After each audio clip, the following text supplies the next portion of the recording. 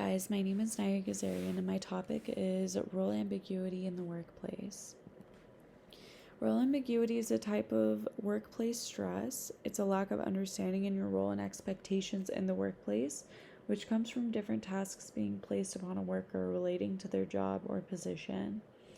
Role ambiguity is associated with negative attitudes and thoughts about one's job, which ultimately leads to ineffective job behaviors. It's also tied to higher levels of anxiety, burnout, and depression. My personal experience with role ambiguity, my job situation is unique in that I did not apply for a specific role but was recruited to assist employees higher up in the company with any work they needed help in. My main focuses are, however, in HR, marketing, and project management.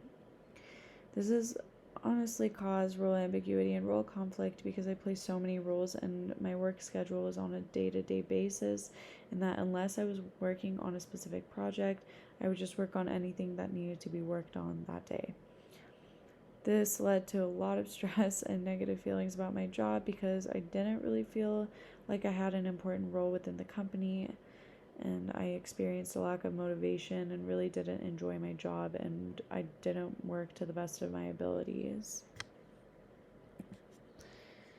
The textbook says that role ambiguity can indeed result in stress and can be caused by a lack of regular performance feedback by supervisors. So supervisors do play a really huge role in reducing role ambiguity because they have the authority to clarify the guidelines and expectations they have for you. So let's go down to the fundamentals, which is the issues in employee training. So I'm going to focus on the cognitive theories of learning because it applies best to my job. I work for a public adjusting company where you need to be quick on your feet and think fast and really know what you're doing in order to succeed. So this theory sees employees as information processors.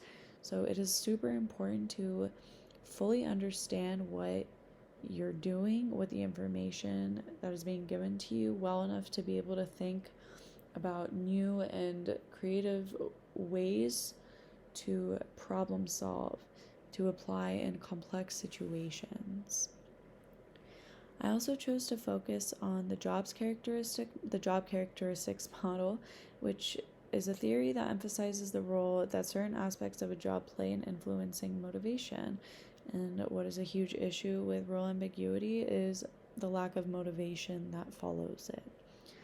So the 5 core job characteristics that contribute to an employee's experience and worker satisfaction are skill variety, which is the degree to which a job requires a variety of different skills needed to fulfill a task.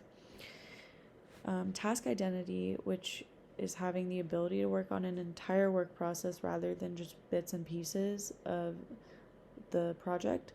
Workers do find more meaning in their work when they can identify and complete a visible outcome. There's also task significance, which is how significant the task is on other people's lives. So when jobs hold more meaning and can improve the well-being of others, it motivates people to work harder. So think of healthcare workers. Then there's autonomy, which is how much freedom and discretion a role carries. So job-like managers and supervisors, they feel like they have more meaning because they have more responsibilities. And then there's feedback, lastly, which is how much the job allows the employee to receive direct feedback. This can improve overall performance because there's less role ambiguity and more clarity in expectations. So my article is called Impact of Role Ambiguity on Job Satisfaction, Mediating Role of Job Stress. So this study was done in Pakistan, and the sample was 350 employees at a banking sector. And the objective of the study was to understand the relationship between job stress and role ambiguity with job satisfaction. So they found that, surprise, surprise, there was a negative correlation between role ambiguity and job satisfaction, and it also showed and proved that supervisors play, like I said earlier, a huge role in mitigating that role ambiguity and work stress. So here's my solution. First and foremost, we need to improve employee training and orientation programs by being clear in the company's goals and having a good orientation plan in place. Also making it personal to improve relationships and build rapport between the subordinates and managers from the start. Also clearly defining all functions and expectations for each role in the job descriptions also. and even following throughout the orientation and even the interviewing process. Make sure that the candidates and employees' goals align with the company's goals to build that motivation so that they work harder because they also care about what we care about. Also, frequent check-ins with human resources. Make sure that everyone's happy in their job. Make sure no one's overly stressed. A little bit of stress is okay, but when it's affecting your everyday life and your mood and your output of work, that's when there's an issue. So by encouraging an open line of communication, having an open door policy between the employees and supervisors and human resources, that could really build trust and motivation. So also more frequent supervisor feedback, more employee evaluations done would help mitigate any of that role ambiguity.